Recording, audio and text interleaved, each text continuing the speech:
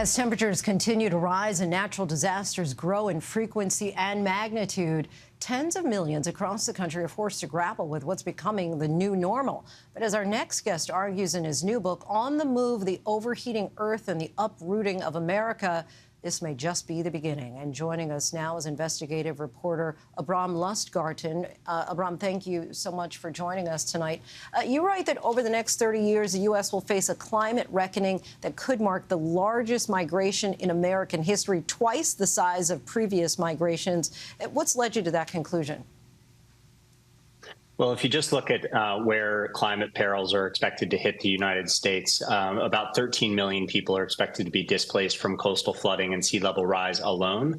There's a body of research that looks at the shifting climate niche, the changing habitat for humans, and it's moving northward across North America. And that modeling suggests that upwards of 160 million Americans will face a decline in their environment, the kind of things that would force them to have migrated in the past: wildfires, extreme heat, extreme humidity, declining crop yields, things like that. So we don't know how many people will move, but it's almost certain that somewhere in the order of tens of millions of people will be shifting where they live. And my book projects that it'll really demographically change the shape and location of populations across America. And where do you surmise that all these people are going to go?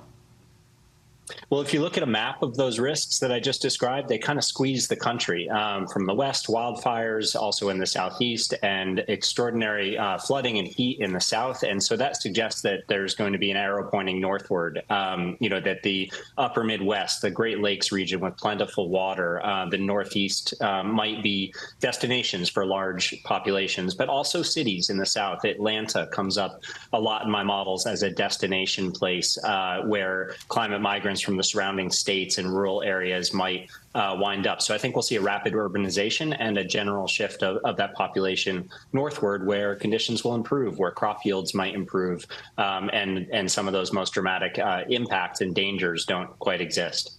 You write that these migrations will impact populations disproportionately, specifically in poorer communities. Tell us about what you've learned. Well, the impacts of climate change, will fall disproportionately, and they'll exacerbate weaknesses that we already see. So weaknesses, divisions between rich and poor, between communities of color and white, that are already, experiencing the legacy of decades of unequal policies like redlining that has, left communities in Los Angeles, for example, with less tree cover, higher temperatures, and by association, greater instances of heart disease, cardiac arrest, and things like that. So the hotter the climate gets, the worse those kinds of impacts will be. And in the same, by the same token, communities with less financial resources are going to have less ability to protect themselves, less funds to build seawalls or tax bases to invest in the kind of infrastructure that a lot of places across the country are going to need to invest in. Is there anything that we can do to try to limit this possible disaster? Yeah, there's lots that we can do, and it starts with controlling emissions for starters, because the models that project so many millions of people displaced also estimate that those numbers could be cut in half, if a rate of warming is slowed.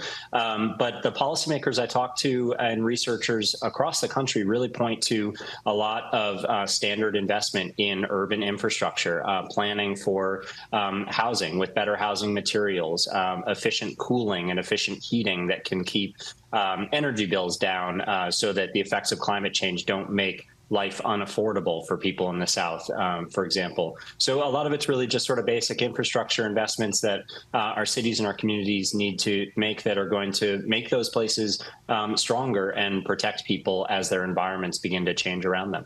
Abrahm Lustgarten, we thank you so much for joining us. And you can buy On the Move, The Overheating Earth and the Uprooting of America, available now wherever books are sold.